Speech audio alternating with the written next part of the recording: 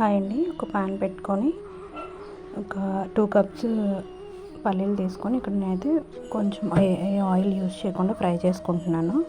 ఈ బౌల్తోనే 2 cups measurements కరెక్ట్గా తీసేసుకున్నాను. ఇది ఎందుకు చేస్తున్నానంటే పల్లీలతో కారం పొడి అయితే ప్రిపేర్ చేసుకుంటున్నాను. అదేవిధంగా ఇడ్లీ కారం కూడా ప్రిపేర్ చేస్తున్నాను. ఈ విధంగా ఫ్రై అయిపోయిన తర్వాత ఇక్కడ నేను పొట్టు తీయట్లేదండి, పొట్టుతోనే ప్రిపేర్ చేసుకుంటున్నాను. ఇలా సపరేట్ ప్లేట్లో తీసేసుకొని సైడ్ పెట్టుకోవాలి. అది కొంచెం కూల్ అవ్వాలి. మళ్ళీ ప్యాన్ పెట్టుకొని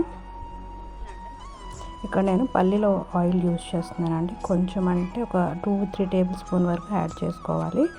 అందులో మనం ఫ్రెష్గా కొంచెం రెడ్ కలర్, కొద్దిగా స్పైసీ తక్కువ ఉన్న ఎండుమిరపకాయలు ఇక్కడ యూజ్ చేస్తున్నాను. అలాగే 2 స్పూన్లు జీలకర్ర, 2 స్పూన్ ధనియాలు కూడా యాడ్ చేసి ఫ్రై చేసుకుంటున్నాను. ఇవంతా సిమ్లోనే ఫ్రై చేసుకోవాలి. ఎట్టి పరిస్థితుల్లో కూడా హైలో పెట్టుకోవద్దు, అవి మాడిపోతుంది. సో టేస్ట్ అనేది కొంచెం చేదైపోతుంది, అంత బాగుండదు.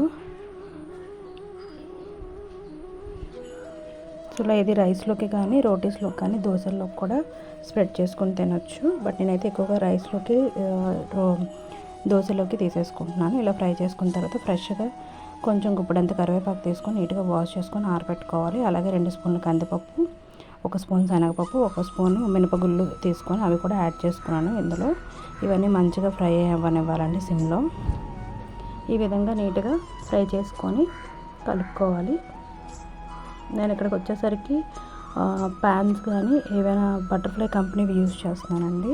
కాంబో సెట్ చాలా అంటే చాలా బాగుంది. వెయిట్ కానీ క్వాలిటీ కానీ చాలా బాగుంది. అడువైతే పట్టట్లేదు. ఇంకా ముందుగా ఒక ప్లేట్లో తీసుకున్న పల్లీలకి ఈ రిమైనింగ్ ఏవైతే ఫ్రై చేసుకున్నామో ఎండుమిరపకాయలు, ధనియాలు అవి కూడా యాడ్ చేసుకున్నాను. ఇవంతా చల్లగా అవనివ్వాలి. సైడ్కి ఒక హాఫ్ అన్ అవర్లో పెట్టేయాలి. మళ్ళీ ఒక టేబుల్ స్పూన్ పల్లీలు ఆయిల్ వేసుకొని ఇక్కడ 20 నుంచి ఆల్మోస్ట్ 25 వరకు ఉంటాయి ఎండుమిరపకాయలు. అవి మంచిగా ఫ్రై అవనివ్వాలండి. లైట్గా డార్క్ కలర్ వచ్చేందుకు ఫ్రై చేసుకున్నాను. ఆ తర్వాత ఒక కప్పుడు ధనియాలు, అలాగే హాఫ్ కప్తో జీలకర్ర వేసుకొని ఫ్రై చేసుకోవాలి. ఇక్కడ నేను వచ్చేసరికి ఇడ్లీ కారం పొడి అయితే ప్రిపేర్ చేస్తున్నాను.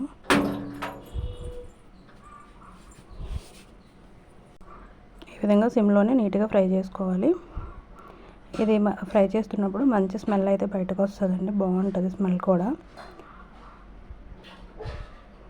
ఏది కూడా హైలో ఫ్రై చేసుకోవద్దు, సిమ్లోనే పెట్టుకొని నీట్గా ఫ్రై చేసుకోవాలి. ఎప్పటికప్పుడు 1 మంత్కి ఒకసారి చేసుకుంటే మనకు 1 మంత్ సరిపోయేటట్టుగా వస్తుంది. సో ఫ్రెష్గా తినొచ్చు, కొనుక్కునేది అనుకుంటే ఇంట్లో చేసుకునేదే బెటర్ అసలు.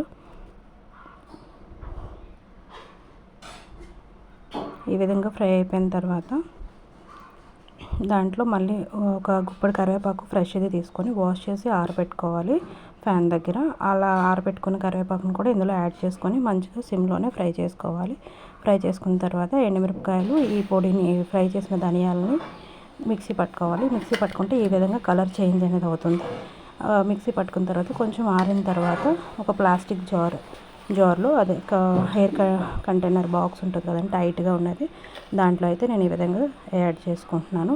మిక్సీ పట్టిన తర్వాత ఫ్యాన్ కింద పెట్టండి, ఎందుకంటే ఆ వేడికి తడి అనేది వస్తుంది. నీట్గా స్టోర్ చేసుకోవచ్చు, ఫ్రిడ్జ్లో అయినా బయట అయినా స్టోర్ చేసుకోవచ్చు. Thank you.